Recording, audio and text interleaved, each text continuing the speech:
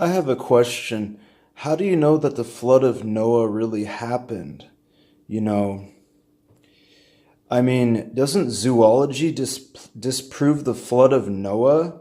You can listen to atheist Aaron Raw on YouTube talk about how zoology disproves the flood, and I think that he has some really good points. Now, I don't agree with everything that he says, and I'm not an atheist. I believe in God, but I think there are some logical arguments that are pretty hard to argue with. If the flood of Noah was supposed to be a global flood, how did God include all the animals in the world on the ark? It's just a logistical nightmare.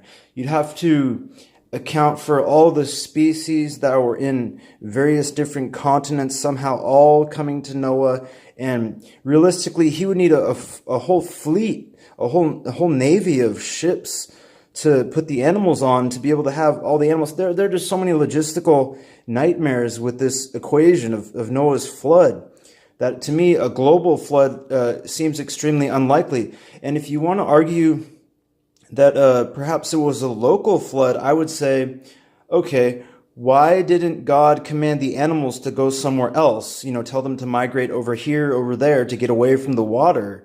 Why did God need to include all these animals on an ark for such a long time?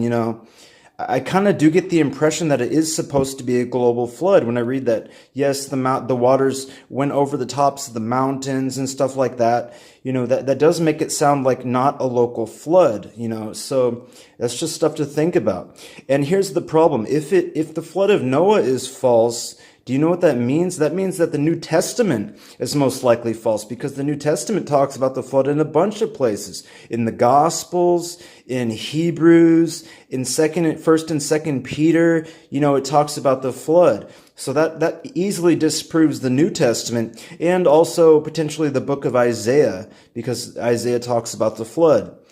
So that looks really bad. I don't have a problem with God creating the world instantly or in 6 days. I don't have a problem with that. I don't have a problem believing that. It's easy for me to believe. I believe in God and God's power.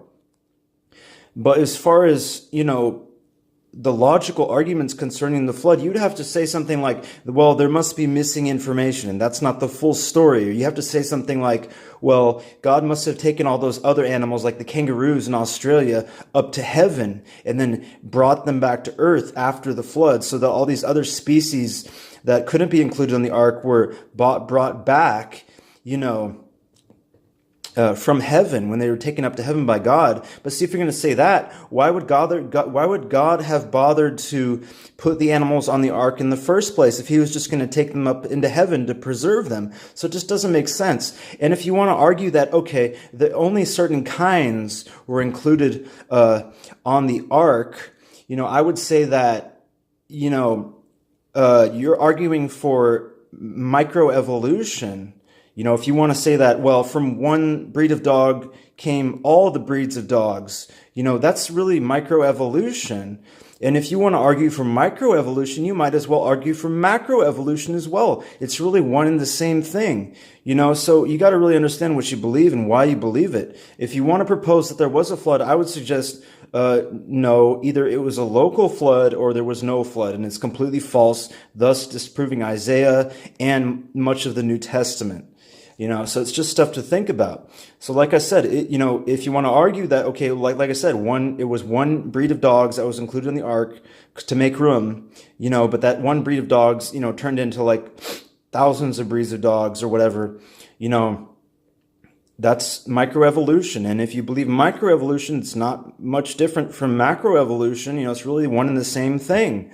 And do you believe in evolution? I guess it's okay if you believe that God took, 6 days, which are ages of time that are unknown, to create the animals through evolution. Well, all right. If you want to make that argument, you say that God guided evolution over millions of years. Okay, but then I would ask the question about these breeds. If God included like one breed, on the ark, and then, evolution caused them to become many, many multiple breeds after the flood in such a short amount of time, is that really what science seems to indicate when scientists talk about evolution? So you got to understand understand what you're believing here. All these things are good reasons to, potentially ask God for logical and rational wisdom that is based on tangible evidence to prove the truth, as opposed to blindly believing in a religion with lots of truth claims that you can't prove.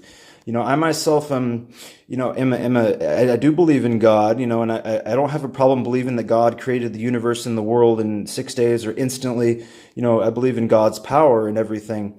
But some of these accounts are problematic from a logistical and logical standpoint, some of these stories.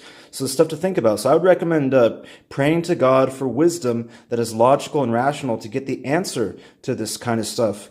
If you want to look at this on YouTube, one thing that I really liked by Aaron Ra, like I mentioned before, was an account of how zoology disproves the flood. And I think he has some good points. It's stuff to think about, and good reasons to pray to God for wisdom that is logical and rational to prove the truth, So either that logical and rational wisdom from God or something divine, but it can't be miracles and it can't be faith, because all the different religions have that stuff and they can't all simultaneously be true.